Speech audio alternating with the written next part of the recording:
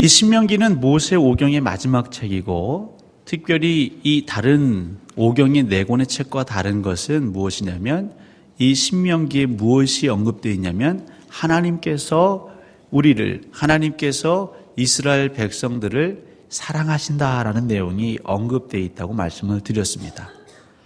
그리고 그 사랑, 여호와 하나님의 사랑, 특별히 이 율법을 가운데 하나님의 사랑이 해석이 접붙여지니까 궁극적으로는 이제 변화를 일으킬 수 있다. 이런 얘기들을 저희가 그동안 나누었고요.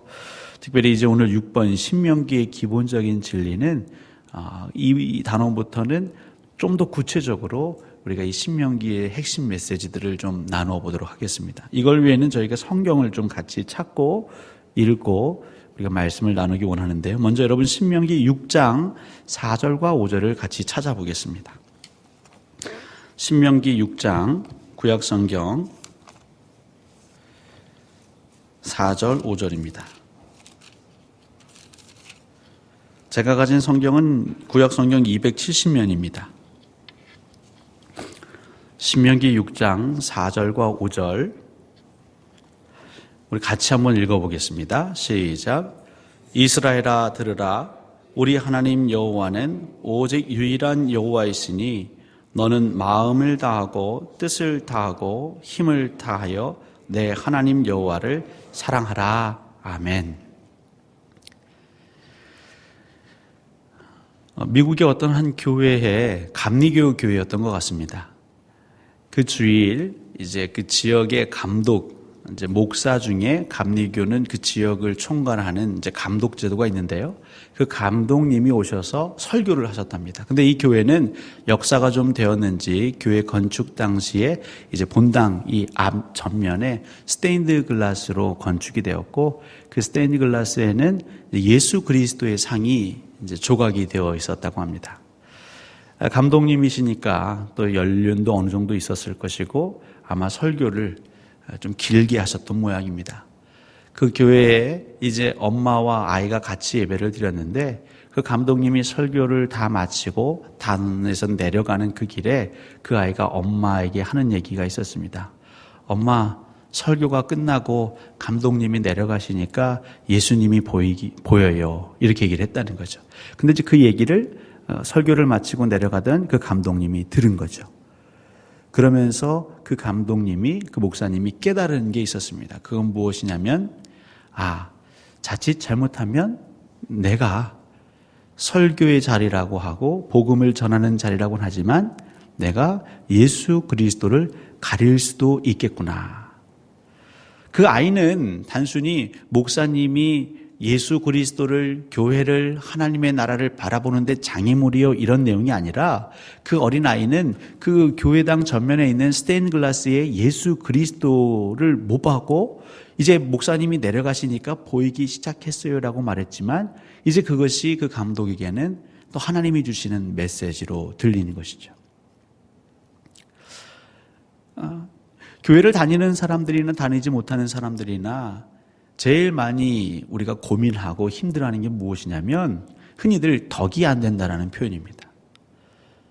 내가 하나님을 믿을 수 있겠고 예수 그리스도를 믿을 수 있겠는데 내가 당신을 보니까 특별히 그중에 목사들이 많죠. 목사 당신을 보니까 내가 예수 그리스도를 잘 믿고 싶었던 그 심정들이 그 마음들이 뚝뚝 떨어집니다. 제가 이 자리에서 물으면 굉장히 위험한 질문이 되겠지만 어떻습니까? 저는 여러분들에게 예수 그리스도를 가리는 존재가 될까요? 아니면 예수 그리스도를 잘 전하는 존재일까요? 네. 이런 우문에 현답해 주셔서 감사하고요. 우리 믿는 자 안에 이러한 긴장감이라고 하죠.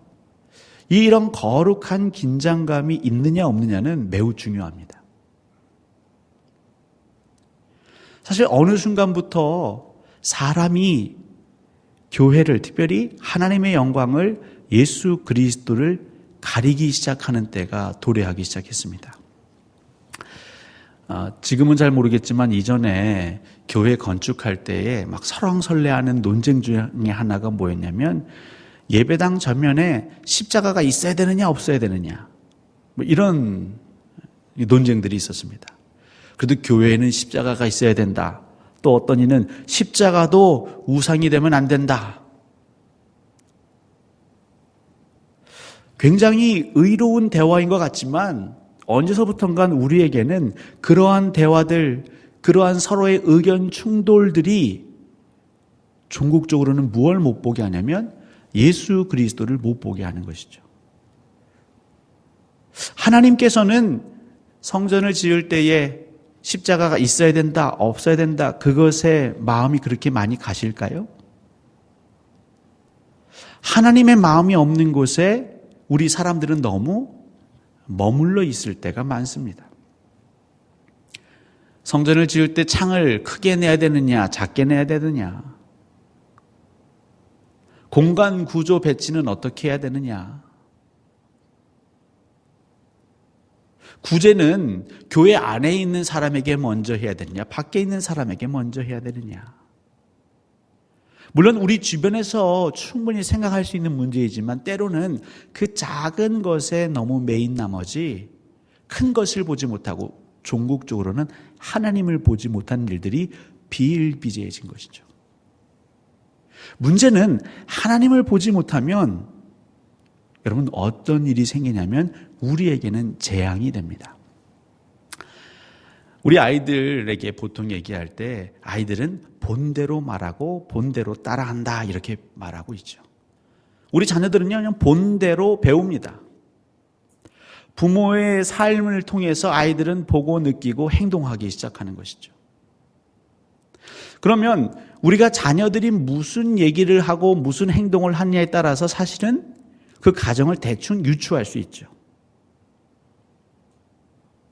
이 원리가 동일하게 우리 모두에게 적용된다고 한다면 우리 성도들이 늘 얘기하는 것, 우리 입 밖으로 나오는 것, 우리가 행동하는 것, 그것을 통해서 우리 성도들이 우리 교회가 무엇을 바라보고 있는지 알 수 있습니다.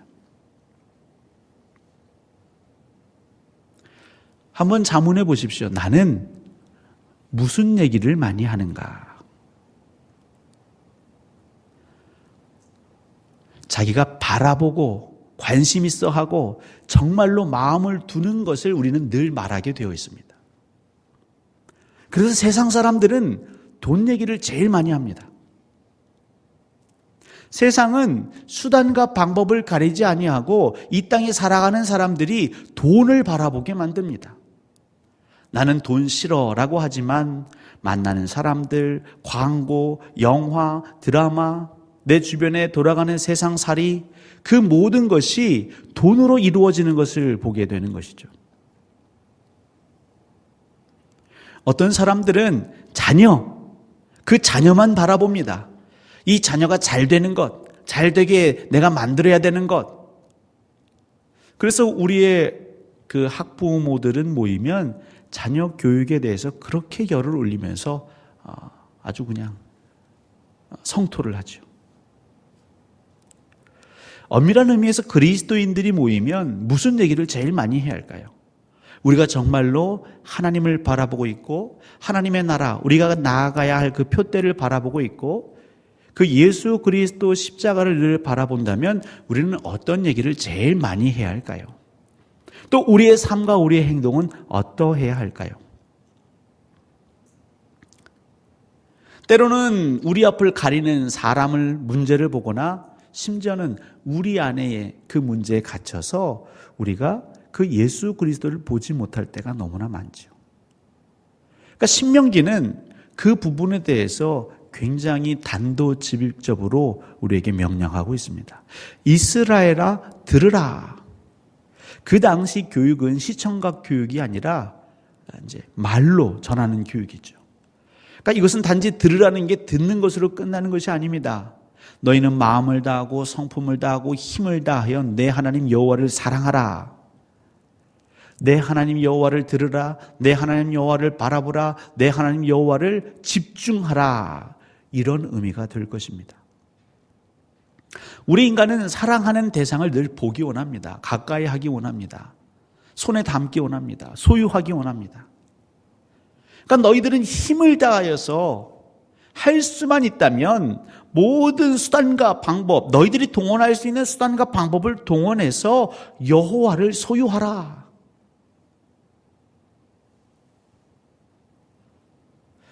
여러분들은 얼마나 여호와를 소유하고 계십니까? 얼마나 여호와 하나님께 집중하고 계십니까? 모세를 통해서 우리 하나님께서 이스라엘 백성들에게 또 저와 여러분에게 주시는 말씀은 무엇이냐면 하나님께 집중하라 이 말이죠.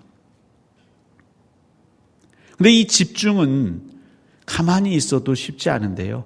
방해가 있습니다. 우리로 하여금 하나님께 집중하지 못하도록 하는 수많은 방해가 있습니다. 그렇기 때문에 우리는 더 힘을 내야 하는 것이죠. 지혜 있는 사람은 하나님께 집중할 수 있는 삶의 환경을 만들어 갑니다. 지혜 있는 공동체는 하나님께 집중할 수 있는 공동체의 환경을 만들어 갑니다. 우리 앞을 가리고 있는 것이 있다면 그것들을 치울 수 있어야 합니다. 사람을 의지하는 마음 역시도 때로는 하나님께 집중하는 데 방해가 되겠죠. 우리 한국교회의 고질적인 병폐는 결국 아직까지는요, 목회자에 의존하고 있습니다. 이것이 어떻게 할 수 없는 현실입니다. 하지만 건강한 공동체가 되면 될수록 1인에 의지하는 정도는 낮아져야겠죠.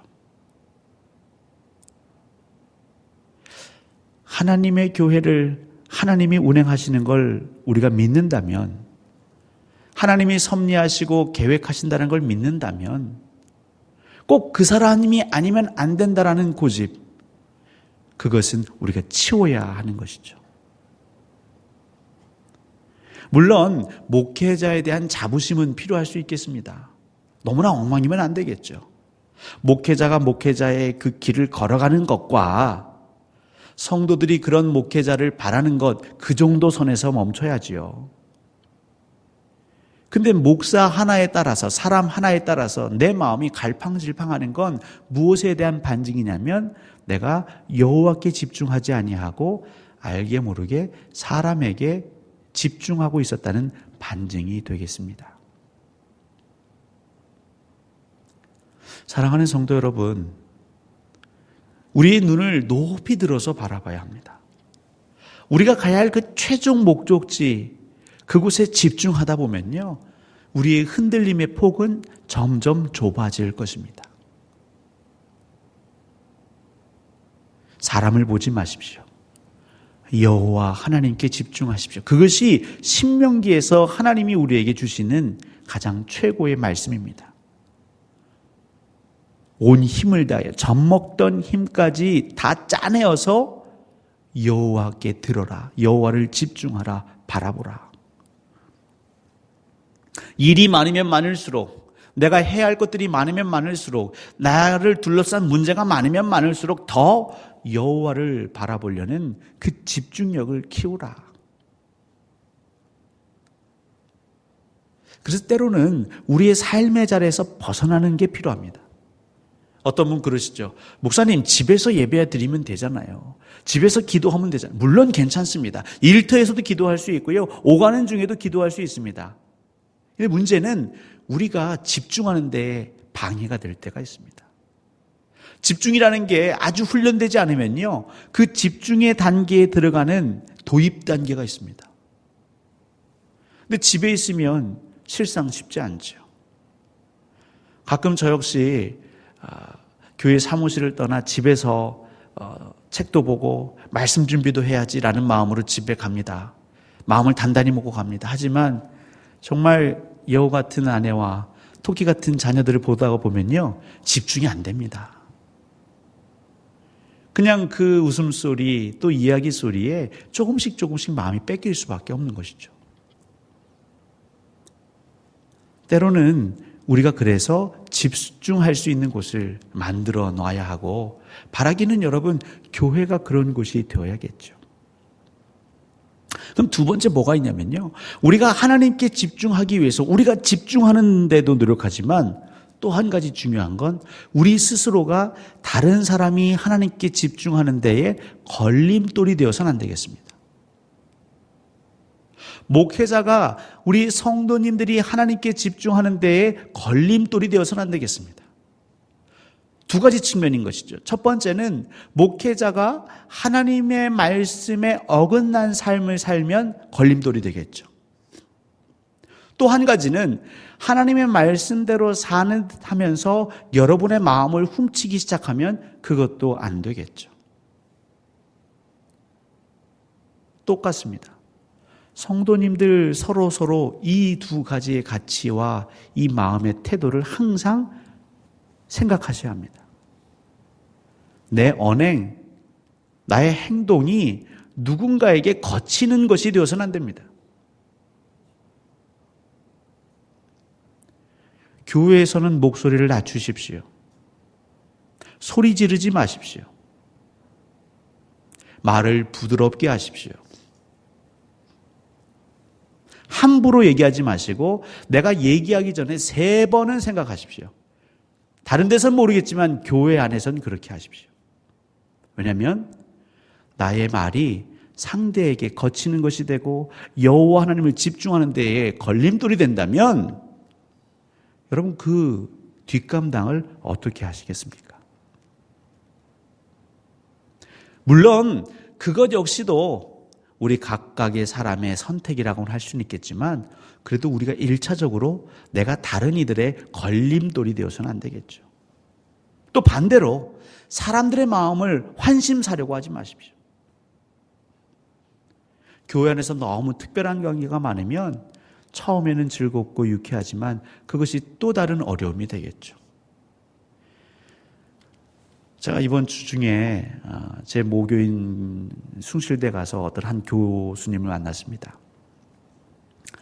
근데 그 교수님은 한국에 정말 내노라 하는 교회의 안수 집사님이세요. 근데 그 안수 집사님, 그 교회 담임 목사님을 잘 모실 법한 분인데 마음에 실망이 크다는 거예요. 뭐가 그렇게 실망이 크십니까? 그게 뭐냐면 설교한 내용과 그분의 삶이 너무 맞지 않아서 그게 너무 볼 때마다 힘들고 눈에 보인다는 거죠. 이 사람이 궁금하지 않습니까? 그 정도만 말해도 너무 답답하니까 더 캐물었죠. 그랬더니 이런 겁니다. 교회에서 성도님들과 이렇게 한 분 한 분 인사를 하다가도 어떤 한 분이 나타나면 얼굴이 화색이 돼서 그쪽으로 몸과 마음이 쏠리는 게 보인대요. 근데 누구에게 쏠리나 봤더니 그 교회에서 알아줄 만한 재력가, 부유한 사람. 주일날 어린아이들을 이렇게 품에 안기도 하고 쓰다듬다가도 어떤 한 분의 손주들이 등장하면 그냥 그 두 품으로 안아가지고 어쩔 줄을 모르는 그 모습이 보인다는 거죠. 또 그 목사님 방에서 어떤 성도 그룹과 밥을 먹고 나오는 걸 볼 때마다 본인의 마음들은 너무 힘들다는 겁니다. 무슨 얘기인지 대충 아시겠죠? 목사도 목사지만 성도님들끼리도 중요합니다. 물론 나하고 맞는 사람이 있습니다. 얘기가 잘 통하는 사람이 있습니다.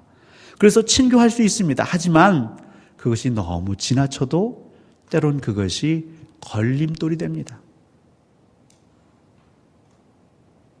우리 광주 동사한교회가 그렇게 큰 교회는 아니지만 그래도 여러분 이게 일본으로 건너가면 엄청 큰 교회 아니겠습니까? 초대형 교회. 그죠? 그래서 그런지 이 초대형 교회도 보니까 파당의 조짐이 보이지요. 끼리끼리의 조짐이 보이지요. 여러분, 그것은 하나님을 집중하고 바라보는 데의 장애물입니다. 그 결과는 여러분 책임지셔야 합니다. 제가 지금 부드럽게 얘기하고 있지만 부드러운 얘기가 아니죠. 이런 식으로 계속 교회 생활 하시고 신앙생활 하시면 여러분 그 뒷감당 어떻게 하시겠습니까? 내가 좋은 사람은 더 좋고 싫은 사람은 더 싫고 그건 하나님의 뜻이 아닙니다. 언제서부턴가 우리 교회도 사람의 뜻이 예수 그리스도를 가리고 있는 거죠. 그런 우리들에게 지금 하나님이 신명기 6장 4절 5절에서 뭐라고 말씀하고 계시냐면, 힘을 다하여서, 우리 의지로 안 되지만 어쨌든 그래도 온갖 힘을 다하여, 마음을 다하여, 성품을 다하여, 생명을 다하여 하나님께 집중하라고 말씀하고 계십니다. 그리고 우리는 그렇게 하도록 서로 도와야 합니다. 여러분, 마태복음 22장 35절부터 40절도 신약의 같은 내용인데요. 이건 제가 한번 읽어드리겠습니다. 그 중에 한 율법사가 예수를 시험하여 묻되, 선생님, 율법 중에서 어느 계명이 크니까? 예수께서 이르시되, 내 마음을 다하고 목숨을 다하고 뜻을 다하여 주 너의 하나님을 사랑하라 하셨으니 이것이 크고 첫째 되는 계명이요 둘째도 그와 같으니 내 이웃을 내 자신같이 사랑하라 하셨으니 이 두 계명이 온 율법과 선지자의 강령이니라. 강령. 우리가 늘 외치고 부르짖어야 할 핵심 가치라는 거죠. 제가 어렸을 때 장로교는 장로교인데 고신 측에서 자랐다고 말씀을 드렸죠. 이 고신 측 학생 부서가 있습니다. 그것을 SFC라고 하는데요. Students for Christ. 예수 그리스도를 위한 학생들. 이 SFC에서의 강령이 세 가지가 있습니다. 네, 하나님 중심, 말씀 중심, 교회 중심. 그러니까 어떤 모임에서든지 그걸 외칩니다. 하나님 중심으로 삽시다. 말씀 중심으로 삽시다. 교회 중심으로 삽시다. 특별히 예수 그리스도께서 우리에게 알려주신 강령 두 가지는 무엇입니까? 여호와 하나님을 사랑하라. 그리고 내 이웃을 내 몸과 같이 사랑하라. 이 두 가지입니다. 그러니까 이것이 항상 여러분들의 머리에, 여러분들의 마음에 맴도셔야 합니다.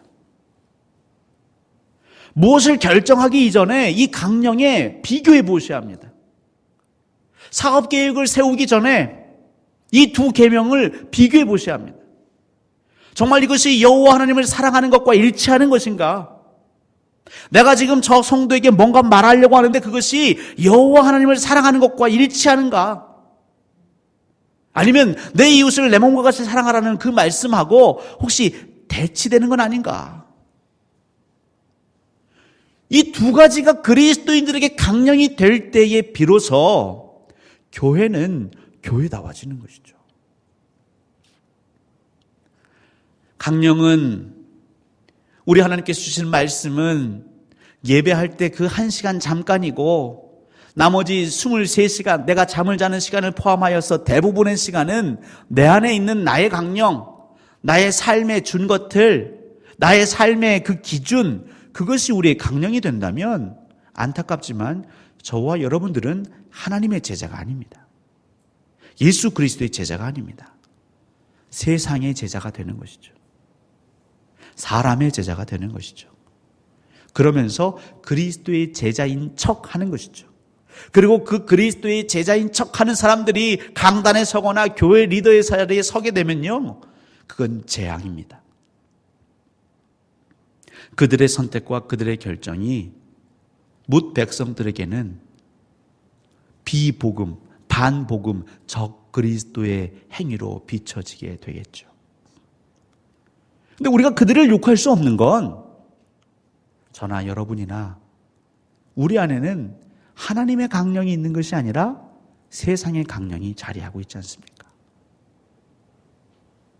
제가 누누이 말씀드리지만 저 역시 원대해지고 위대해지고 유명해지고 싶습니다.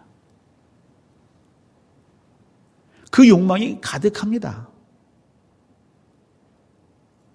때로는 새벽 기도할 때 하나님, 제발 교인들 좀 많이 보내주십시오. 그래서 한 번은 꿈을 꾸는데요. 제가 이렇게 교회 저희 3층 저 테라스에서 내려보니까요, 성도들이 엄청 예배 끝나고 많이 그 줄이 안 보일 정도 내려가는 거예요. 그러니까 많이 들어왔으니까 많이 나가시는 거겠죠. 얼마나 기뻤던지요. 많으면 기쁘고 적어지면 슬프고. 그게 자연스러움이기도 하지만 사실은 제 안에 무엇이 있냐면요, 사람의 강령이 있는 것이죠. 근데 이 사람의 강령을 말씀과 계속 비추어 보면서 이게 하나님이 원하시는 게 아닌 것 같으면 우리는 마음을 다하고 힘을 다하여서 떼어내어야죠. 떼내야 됩니다. 여러분, 찌든 때 벗기는 것 그냥 대충 설렁설렁해서 안 벗겨집니다. 그러면 세제도 묻히고 좀 수세미도 쇠수세미 가지고 어떻게 해요? 그냥 온갖 힘을 다해서 비벼야 되는 거예요. 힘을 다해서 우리 안에 있는 세상의 강령, 사람의 강령을 떼어내고 그 안에 하나님이 주시는 강령, 하나님께 집중하고 하나님을 사랑하고 더 나아가 내 이웃을 사랑하는 강령, 그리고 그것이 우리 안에 체질화되어서 내가 무엇을 하든지 간에 그냥 순간순간 비교가 돼야죠. 아, 이렇게 말하고 이렇게 행동하는 것이 정말 하나님을 사랑하는 것일까? 내가 이렇게 결정하는 것이 내 이웃을 내 몸과 같이 사랑하는 것일까? 그것이 우리의 기준이 되어야 합니다. 판단 기준이 되어야 합니다.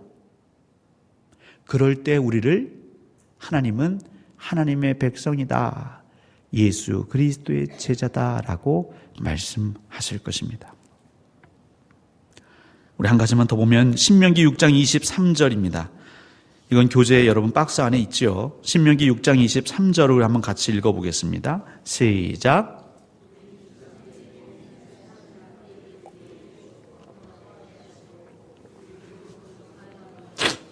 네. 우리가 하나님을 그렇게 우리 마음에 모시기만 하면 어떤 일이 벌어지냐면요, 이 6장 23절엔 이 세 가지가 녹아들어 있습니다. 하나님의 속성, 하나님의 성품 세 가지가 녹아들어 있습니다.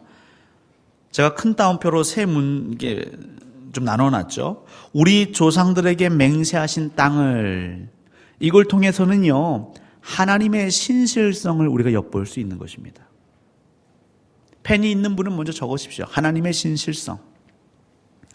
또 우리에게 주어 들어가게 하시려고 여기에는 하나님의 은혜가 녹아들어져 있습니다. 마지막으로 우리를 거기서 인도하여 내시고, 이는 하나님의 능력이 녹아져 있는 것이죠. 먼저 하나님의 신실성, 우리 조상들에게 맹세하신 땅, 우리 조상들에게 약속하신 땅, 계약을 맺으신 땅. 하나님은 그 맺으신 계약을 잊지 않고 계십니다. 저와 여러분들이 잊었을지 모르겠지만 하나님은 기억하고 계십니다. 그리고 언제든지 그 계약을 이행하실 준비가 되어 있으십니다. 그런데 이 계약이라는 건 여러분 다 아시겠지만 상호가 함께, 양쪽이 함께 이행해야 하는 것입니다. 저와 여러분들이 이행해야 할 계약이 무엇입니까? 방금 우리가 살폈던 신명기 6장 4절과 5절, 그것이 우리가 이행해야 할 것입니다. 그렇게 우리가 우리의 계약을 이행하면 하나님의 은혜죠. 우리에게 주어 들어가게 하시려고 어떤 그 약속하신 땅에 들어가게 하신다는 거죠. 대가 없이. 이 은혜죠. 대가 없이 들어가게 하십니다. 그리고 반드시 들어가게 하십니다. 책임을 지시는 것이죠. 공수표를 남발하지 않으시는 것이죠. 우리를 거기서 인도하여 내시고, 이스라엘 백성 같으면 애굽에서 인도하여 내시고, 또한 가나안 땅에 정착했던 이스라엘 백성들, 이 신명기의 말씀, 여호와를 사랑하고 내 이웃을 내 몸과 같이 사랑하는 그 강령 가운데 살라고 하셨는데, 그들이 알게 모르게 자꾸 가나안의 문화, 그 우상 문화에 젖어들었죠. 결국 그들을 또다시 이끌어내십니다. 물론 그 방법은 출애굽했던 방법과는 좀 다른 방법입니다. 그들을 포로 되게 하셨습니다. 그리고 다시 귀환한 이후에 그들이 여전히 그 율법과 그 성전의 잘못된 문화 가운데 갇혀 있으니 이번에는 예수 그리스도를 보내셔서 그들을 다시 이끌어내시는 것이죠. 하나님을 믿으십시오. 여러분들이 계약을 이행하시면 항상 여호와를 앙망하고 바라보고 하나님을 들으려고 하고 집중하려고 하시면 어느샌가 하나님이 오셔서 우리를 건져내십니다. 그래서 이것을 경험한 사람들은 하나님 앞에 절대 충성하게 되죠. 우리는 보통 이걸 체험이라고 합니다. 기도는 하였지만 내가 헤어나올 수 없는 상황, 피할 수 없는 그 고난, 그것을 하나님이 피하게 하시고 헤쳐나가게 하신 것을 고백하는 간증들을 듣죠. 그런 분들은요, 어려움을 당할 때 다시 하나님께 무릎을 꿇습니다. 여러분들의 지금의 환난이 있다면, 공고함이 있다면 여러분 이것을 간증거리로 만들어 보십시오. 하나님을 집중하시고 바라보실 때에 하나님께서 하나님의 권능의 손을 펴사 여러분을 거기에서 인도해 내시는 것을 여러분 경험해 보십시오. 바로 그때 천국의 환희가 우리 안에 차고 넘칩니다. 가난에서 벗어나는 것, 먹을 것이 없다가 먹을 것이 많아지는 것, 잠시 기쁨은 있지만 그 기쁨은 금세 또 다른 아쉬움으로 바뀝니다. 왜냐하면 더 큰 부를 향한 갈증이 있기 때문이죠. 하지만 하나님께서 여러분의 마음을 건지시는 경험은, 내 어그러진 마음을 회복시키시는 경험은 세상이 줄 수 없는 경험입니다. 근데 그 경험은 오직 여호와를 바라볼 때만 가능한 것이죠. 그래서 교회는요, 항상 어디에 힘을 써야 되느냐? 항상 기본으로 돌아가야 합니다. 우리가 여호와 하나님께 집중하는데 방해되는 게 뭐냐? 내가 혹시 방해가 되진 않을까? 그래서 여러분들이 항상 목회자를 위해 기도하시는 것 아닙니까? 목회자 한 사람이 자칫 잘못하면 우리 성도들이 너무 힘들어지기 때문이죠. 오늘 저와 여러분에게 하나님 말씀하시는 건 무엇이냐면, 어떠한 어려움, 어떠한 문제가 있을지 모르겠지만 그 해결책은 오직 하나입니다. 들으십시오. 집중하십시오. 바라보십시오. 여호와 하나님이 우리에게 주시는 그 강령을 더 깊이 새기십시오. 그리고 그 강령 가운데 머물 때에 하나님이 우리를 건지시는 그 체험을 여러분 소망하십시오. 교회가 그런 간증으로 차고 넘칠 때에, 그런 은혜가 풍성해질 때에 교회가 힘을 얻게 되는 것이죠. 사랑하는 성도 여러분, 하나님은 변함없으십니다. 그리고 그 하나님은 은혜로우십니다. 그리고 그 하나님은 능력이 있으십니다. 여러분, 하나님의 능력을 의심하지 마시고 우리가 한번 정말 생명을 다하여, 온 힘을 다하여 하나님께 우리 인생을 걸어보시면 어떨까요? 늦었다고 생각했을 때가 제일 빠른 때라는 얘기가 있지요. 이제 다 끝났어, 기회가 없어 라고 하지 마시고, 아직 우리는 호흡하고 있습니다. 이것이 우리에게 주신 기회입니다. 아직 한국교회 끝나지 않았습니다. 아직 기회가 있습니다. 왜냐하면 여러분들이 계시기 때문이죠.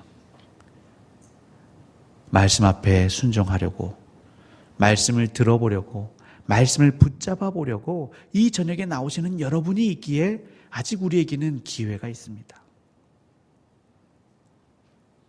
여러분들이 하나님께 정말 전심전력 다해 다 정말 재물이 되어주시면, 쏟아부은 그 재물이 되어주시면 하나님은 우리를 통하여서 이 교회를 거듭나게 하시고 새롭게 하실 것입니다. 장애물이 많지요. 들리는 흉흉한 소리가 많습니다. 그것은 인정하되 거기에 마음 뺏기지 마시고 그럴수록 더더욱 우리는 집중해야 합니다. 하나님, 그럼 우리는 어찌하면 좋을까요? 우리 광주동산교회는 어떻게 하면 좋을까요? 저는 이때에 어떻게 하면 좋을까요? 하나님은 그 물음을 기다리고 계십니다. 여러분들이 그렇게 물으실 때에 분명 하나님은 응답하실 것이고, 우리가 다음 시간에 하겠지만 그 하나님의 응답에 순종하면 그것으로만으로도 하나님은 기뻐하십니다. 그리고 그것만으로도 여러분의 그 영화로운 면류관은 예비되는 것입니다.